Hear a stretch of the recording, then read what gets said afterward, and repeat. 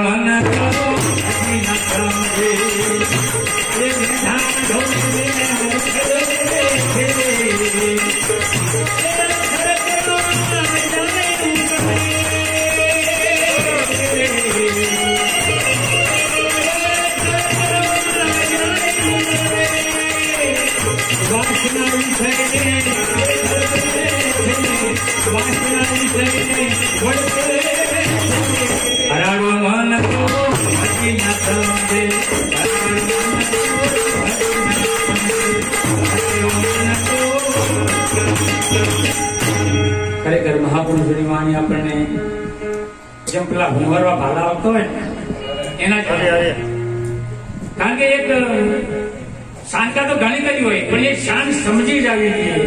આપણા જીવનની અંદર સવારે ઉઠીએ ને અને સાંજ સુધી ઊંઘીએ ને શાંતા જ બતાવતા હોય છે. અને એ શાંત જો આપણે સમજી જઈએ ને તો આપણું જીવન પરિવર્તન થઈ જાય. એ શાંત સમજીને સદગુરુના ચરણે જતા રહીએ ને જે પાણી ફાટતું હોય ને આડું ઓડું જાતું હોય ને એ બંધાઈ જાય.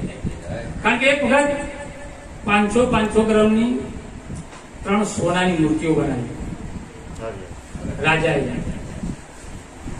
અને પ્રધાને કીધું કે આ 3 સોનાની મૂર્તિઓ છે અને એનો ભાવ તમારે કરવાનો છે. 500 ગ્રામની મૂર્તિઓ છે તો એક જે ભાવ થતો એ ના કે આની અંદર બહુ જમીન આસમાનનો ફેર મૂકેલો છે અને આની તમે સાચી કિંમત કરી લાવો ને તો બરાબર કહેવાય, નહીં તો પછી ટકે શેર ભાજી ટકે શેર ખાધા એ બરાબર કહેવાય નહીં. તો કે રાજાની વાતમાં કંઈક વાત છે. એ 500 ગ્રામની મૂર્તિ 3 લઈ અને બીજા ગામ જતા રહ્યા એટલે જ્યાં બધું સભા બેઠ્યો ને ત્યાં કે ભાઈ અમારા રાજાનો એવો હુકમ છે કે આ 3 મૂર્તિઓનો ભાવ અલગ અલગ કરવાનો છે. તો બધા કહેવા મળ્યા કે સોનાની મૂર્તિઓ છે જે વજન થતો હોય આપી દો. સોનાની મૂર્તિઓ છે 3 એનો જે ભાવ થતો આપી દો. તો કે ના આનો ભાવ અલગ અલગ થવો જોઈએ. તો કોઈએ ભૂલ કર્યું નહીં. ત્યાંથી બીજા ગામ ગયા, ત્રીસરા ગામ ગયા પણ કોઈએ ભૂલ કર્યું નહીં. આ ફરતા પ્રધાનજીને લગભગ 2 મહિનાનો ટાઈમ થઈ ગયો પણ સાચો કોઈ એનો મૂલ કરી શક્યા નહીં. પ્રધાનજી ગયા તો કે મારા વગર મૂલ્યા તો પાછું જવું પડશે. લાગે કે આ બીજા ગામમાં જઈ આવું અને કદાચ આના મૂળ થઈ જાય તો એ ગામમાં જઈ અને વાત કરી કે ભાઈ હું 2 મહિનાથી ફરું છું પણ આ હોનાની મૂર્તિનો કોઈ ભૂલ કરી શક્યા નથી. અને આ હોનાની મૂર્તિ છે ને એ 3 છે પણ અલગ અલગ ભાવ કરવાનો. મહારાજ જેવા આવી વાતમાં કઈક છે બરાબર. 3 મૂર્તિઓ જોઈ બરાબર એકદમ નિરખી પરખી જોઈ. 3 મૂર્તિનો તમારે તો તોલ થઈ જશે ને ભાવ પણ થઈ જશે. બોલો કે આ જવાબ કોણ જોઈએ? કે મારા રાજાને જોઈએ છે. તો કે તમારા રાજા પણ કેવું છે કે આપણે અહીંના હિસાબ બતાવી દેવો છો? કે ના કે મારા રાજાને બતાવો ભાઈ, આ મારે જોઈતું નથી. તો કે ચલો તમારો દરબારમાં ગયા. રાજાજી આવી ગયા એટલે કે આનો હિસાબ થઈ જશે અને તમારાનો મૂળ તેને તો અલગ અલગ થશે. તો કે બતાવો. પહેલી મૂર્તિ બતાવી તો કે જુઓ આ તમારી 500 ગ્રામની મૂર્તિ ખરી, કોનાની ખરી પણ એની 4 બદામ આવશે. 4 બદામ આવશે. રાજા બરોબર છે. પછી બીજા આ બીજી મૂર્તિ ખરી પણ એનો કોઈ ખાસ કિંમત આવે એમ નથી. અને ત્રીસરી મૂર્તિ રાજા આનું મૂલ્ય એવું થાય કે તમારું આખું રાજપાટ આપી દો ને તો એનું મૂળ થાય નથી. તો કે એનો અમને વિવેક કરીને બતાવો કે તો અમે એમ ના માની લઈએ. જો વિવેક કર્યા વગર કે હવે તમે કહો અમે કેમ માની લઈએ? તો કે લાવો એક નાની સળી લાવો. સળી લાવી અને જે મૂર્તિની અંદર કાન બનાવેલા, આંખો બનાવી, નાક બનાવી, નાભી બનાવી, બધું તમામ આખી માણસ જે મૂર્તિ એને કાનમાં નાખી તો હું મારો આ કાન તેના પિતા કાન. તો કે જો આ મૂર્તિ જે છે ને એ 4 બધામાં જ આવે. ભલે એ 500 ગ્રામ મોડું હોય પણ કોઈ એનો તોલ નથી. 4 બધામાં. પછી એક મૂર્તિને કાનમાં નાખી તો સીધી માઢામાં. તો કે આ કિંમત થાય ખરી પણ બહુ કિંમત કહેવાય નહીં. એની ખાલી આવડ જાવડ ભાવ થાય. પછી ત્રીસરી મૂર્તિ કાનમાં હળી નાખી અને શેખ નાભીમાં તો કે રાજાજી આ જે મૂર્તિ છે ને એનો આપણો આખો રાજપાટ આપી દઈએ તો એ ઓછું પડે. એટલે કહેવાનો મતલબ એમ કે આ બધી 500 5 તત્વની મૂર્તિઓ છે. બધી આ બધી મૂર્તિઓ છે. પણ જો કદાચ સાંભળી આજે ભજન સત્સંગ સાંભળ્યો હોય અને આ કાને આપણે આ કાને કાઢી દઈએ તો એની કોઈ કિંમત નથી, એની કોઈ કિંમત નથી. કારણ કે માણસ સાંભળી અને આ કાને કાઢી આ સાંભળો એની કોઈ કિંમત નથી. ભલે એના ઘેર મોટો હોય, એની સમાજમાં મોટો હોય, પછી ગમે તે ફરતો હોય, ઘોડા પહેરતો હોય, ચોંધી પહેરતો હોય, પણ એની કિંમત કોઈ નથી. અને જે કામમાં નાખી જે મોઢા કે સાંભળેલું આજે સત્સંગ સાંભળ્યો હોય અને કાલ બીજો ભજન સત્સંગ ચાલતો હોય એમાં એ દાખલ કરે, એ બોલવાનું કરે, પણ સોચી સમજી અને વિચારી બોલતા નથી. કારણ કે અનુભવ વગરની વાણી હોય ને એ નકામી પડે. અનુભવ વાણી હોય ને મારું લક્ષ્મી મારું નાખો મહારાજ હતા એમને તમે એ કોઈ ગોખી નથી આવતા, પણ અહીંયા આવે ને એટલે માહોલ જોવો અને એ માહોલ એકદમ પકડે ને એટલે સરવાણી ચાલી જવા પછી. કારણ કે ગોખી ના બોલાય પછી, કારણ કે અનુભવવાની કહેવાય એટલે અનુભવવાની કહેવાય. એટલે આ કાનેથી આગળ મોઢામાં બોલી નાખે એટલે આને બહુ ખાસ કિંમત આવે નહીં. અને ત્રીસરી કે જે કાનમાં નાખીને નાભીમાં ઉતરી આ કોઈ સંત મહાપુરુષ હોય એ જ આ વસ્તુ ખમી ગઈ. કારણ કે કાનમાં નાખી હોય અને નાભીમાં પોગાડવું એટલે જેવા તેવાનું કાર્ય નથી. એ તો મહારાજો જેવા અશ્વિન મહારાજ જેવા મહાપુરુષો જેવા હોય એને જ આ કાર્ય સુધારે. કારણ કે એની કિંમત છે ને આખું રાજપાટ આપી દઈએ ને તો એ કિંમત કોઈ કરી શકતા નથી. એટલે આવી કિંમત હોય છે. ખરેખર આપણે પાંચ તત્વોનું જે પૂતળું હોય છે આપણે, અને એ આ બધી મૂર્તિઓ છે આપણી, અને આ મૂર્તિઓની કિંમત ક્યાં થાય? કારણ કે સાચા સદગુરુના જો ચરણે જતા રહીએ તો જ એ મૂર્તિની કિંમત થઈ જાય, અને એ સિવાય કિંમત થાય એમ નથી. ખરેખર જીવનની અંદર આપણને મનુષ્ય અવતાર મળે છે, અવસર એને ના જાય એ બહુ ધ્યાન રાખવાનું છે. કારણ કે આપણો અવસર 50-70 વર્ષનો છે. આ અવસર કેટલા વર્ષનો? 70 વર્ષનો. પણ ભગવાન મોકલ્યા ભજન કરવા માટે, આપણે શું કરી રહ્યા છીએ? ખાવાનું, પીવાનું અને ઊંઘવાનું. આ 3 વસ્તુ સિવાય બીજું કઈ નથી કરતા આપણે. ખાવાનું, પીવાનું, ઊંઘવાનું. ખરેખર આપણને અવસર મળ્યો છે તો સદગુરુના ચરણે જઈ અને ભગવાનનું ભજન કરો. ગુરુ